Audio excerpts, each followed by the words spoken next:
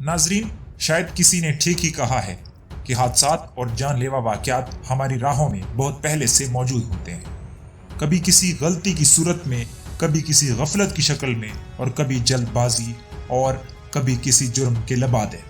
یہ حادثات شکاری جانوروں کی طرح گھات لگائے بڑے صبر سے اپنے شکار کا انتظار کرتے ہیں اور آخر ایک دن اسے دبوچ لیتے ہیں۔ لندن سے شائع ہونے والے اخبار دی ٹائمز کی 4 ستمبر 1878 کی اشاعت میں ایک مختصر خبر چھپی۔ یہ خبر دریائے ٹیمز میں 2 بحری جہازوں کے ٹکراؤ کے بارے میں تھی۔ برطانوی تاریخ کے اس عظیم ترین اور المناک حادثے کی یہ پہلی خبر تھی جو دی ٹائمز میں شائع ہوئی تھی۔ دی ٹائمز کا رپورٹر اس خوفناک حادثے کی شدت سے ابھی پوری طرح آگاہ نہیں تھا۔ دوسرے روز جب اس حادثے کی پوری تفصیلات سامنے آئیں تو اس نے نہ صرف برطانیہ بلکہ پوری دنیا کو ہلا کر رکھ دیا۔ یہ واقعہ 1878 کے موسم گرما میں پیش آیا۔ اس دفعہ برطانیہ میں موسم غیر معمولی طور پر گرم تھا۔ لندن کے گنجان آباد علاقے میں لوگ تپتے ہوئے دنوں اور حبس زدہ راتوں سے بہت گھبرائے ہوئے تھے۔ یہی وجہ تھی کہ تعطیلات کے دنوں میں لوگ سیر و تفریح کے لیے مضافاتی علاقوں اور دریاؤں کا رخ کر رہے تھے۔ سیر و تفریح کے لیے استعمال ہونے والے جہاز ان دنوں بے حد مصروف تھے۔ انہی جہازوں میں ایک جہاز پرنسس ایلائس بھی تھا۔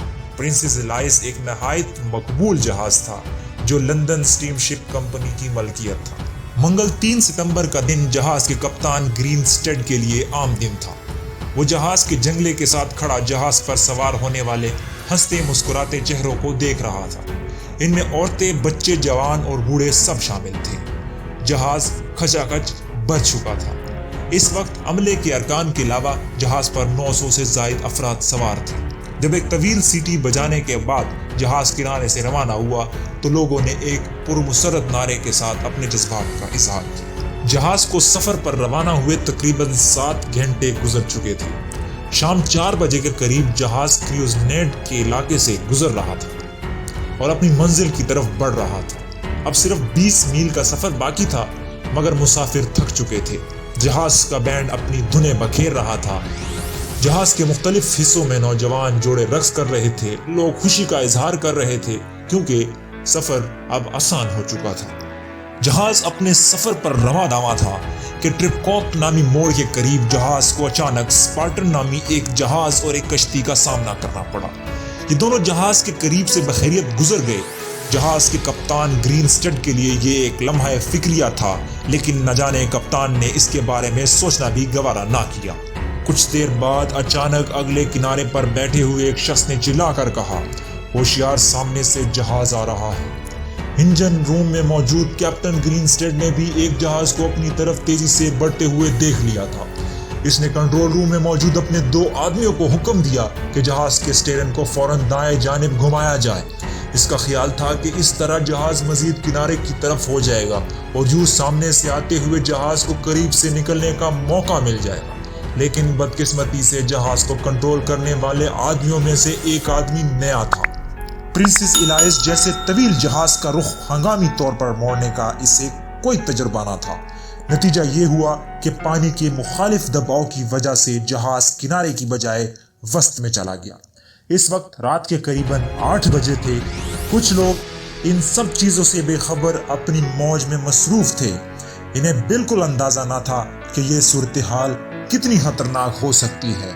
سامنے سے آتا ہوا جہاز جو کہ 890 ٹن وزنی جہاز بیو کاسٹل تھا، نہایت ہی خطرناک زاویے سے پرنسس ایلائس جہاز کی طرف بڑھ رہا تھا۔ یہ جہاز کوئلہ لانے کے لیے نیو کاسٹل جا رہا تھا۔ اس جہاز کا پرنسس ایلائس جیسے جہاز سے ٹکرانا بالکل ایسا تھا جیسے ایک بھاری ٹرک اور معمولی گاڑی کی ٹکر ہو۔ اسی دوران خوف اور خطرے کے عالم میں جہاز پرنسس ایلائس کا کپتان گرین سٹیڈ اور ان کے عملے نے چیخنا چلانا شروع کر دیا۔ کپتان اور عملے کی چیخو پکار سن کر بہت سے مسافر باہر کی طرف بھاگ اٹھے، لیکن اسی دوران پرنسس ایلائس جہاز پر قیامت ٹوٹ پڑی۔ بیول کاسٹل کا جہاز اپنی پوری قوت کے ساتھ پرنسس ایلائس جہاز کے ساتھ ٹکرا گیا اور ایک ہی لمحے میں اس نے اس بدقسمت جہاز کو 2 ٹکڑے کر کے رکھ دیا۔ جہاز ٹکرانے کے ساتھ ہی مسافروں کی چیخو پکار کی آوازیں دریائے ٹیمز کے کناروں پر بھی سنی گئی۔ دریائے ٹیمز کا پانی خوفناک تیزی سے جہاز کے ٹوٹے ہوئے حصوں میں بھرنا شروع ہو گیا۔ اسی کے ساتھ ہی بہت سے لوگ پانی میں غوطے کھانے لگے۔ دوسری طرف بیو کاسٹل کے جہاز پر بھی تصادم سے بھگدڑ مچی ہوئی تھی۔ جہاز کے کپتان ہیرسن نے اپنے جہاز کو روکنے کی بھرپور کوشش کی، مگر وہ ناکام رہا۔ تصادم کے بعد ہیرسن اپنے ساتھیوں کے ہمراہ بھاگتا ہوا جہاز کے اگلے حصے کی جانب آیا۔ اس نے فوراً حکم دیا کہ ڈوبنے والوں کو بچانے کے لیے حفاظتی کشتیاں سمندر میں اتاری جائیں۔ اس کے بعد جہاز کے ارکان نے حفاظتی کشتی کو سمندر میں اتارنے کی کوششیں شروع کر دی، لیکن جہاز پانی کے تیز بہاؤ کی وجہ سے حادثے کی جگہ سے دور جا رہا تھا۔ ہر طرف لوگوں کی چیخو پکار سنائی دے رہی تھی۔ جہازوں کے ٹکراؤ کی آوازیں سن کر کنارے پر کھڑی چند کشتیاں جائے حادثے پر پہنچ چکی تھی۔ یہ کشتیاں لوگوں کی جانیں بچانے میں مصروف تھی، مگر جہاز پرنسس ایلائز ڈوب گیا۔ لیکن اچانک تقدیر نے ڈوبنے والوں کے ساتھ ایک اور کھیل کھیلا۔ پانی میں غرق ہونے کے تھوڑی دیر بعد پرنسس ایلائز ایک مرتبہ پھر پانی کی سطح پر ابھر آیا۔ جہاز کے ڈھانچے میں پھنسے ہوئے لوگوں نے ایک مرتبہ پھر زندگی بچانے کی کوشش شروع کر دی، لیکن کہا جاتا ہے نا کہ جب مقدر میں تاریخیاں لکھی جا چکی ہو تو حالات کی بڑی سے بڑی کروٹ بھی ان کو نہیں بدل سکتی۔ جہاز کا سامنے والا حصہ آسمان کی طرف اٹھا ہوا تھا اور مسافر جو اس کے ساتھ لٹکے ہوئے تھے، ان کی چیخو پکار ہمیشہ کے لیے گھٹ کر رہ گئی۔ کچھ مسافر جو تیرنا جانتے تھے وہ ہاتھ پاؤں مارتے مارتے بالآخر بیو کاسٹل تک پہنچ گئے۔ ان مسافروں نے اس آہنی زنجیر کو تھام لیا جس کے ساتھ جہاز کا لنگر بندھا ہوتا ہے، مگر بدقسمتی دیکھیے، جہاز بیو کاسٹل کے کنٹرول روم میں موجود جہاز کے عملے نے بے خبری کی حالت میں جہاز کا لنگر گرانے کا حکم دے دیا، جس سے تمام لوگ جو اسے تھامے ہوئے تھے ڈوب کر ہلاک ہو گئے۔ بالآخر قیامت جیسی رات کے بعد صبح ہوئی اور لوگوں کی تلاش شروع کر دی گئی۔ تلاش میں تقریباً 2 دن لگے اور کپتان گرین اسٹیٹ سمیت تقریباً 550 لاشیں سمندر سے نکالی گئی۔ کل ملا کے تقریباً 640 لوگ اس حادثے میں ہلاک ہوئے۔ اس حادثے نے دنیا کو جھنجھوڑ کر رکھ دیا۔ بعد میں تحقیقات کا عمل بھی شروع ہوا، مگر دونوں جہازران کمپنیاں ایک دوسرے کو قصوروار ٹھہراتی رہی۔ اس حادثے کی ایک یادگار جو اب تک باقی ہے ایک بہت بڑے کراس کی صورت میں ہے۔ یہ کراس ایک بہت بڑی اجتماعی قبر کے اوپر نصب تھا۔ اس قبر میں ان افراد کی لاشیں ہیں جن کی شناخت نہ ہو سکی تھی۔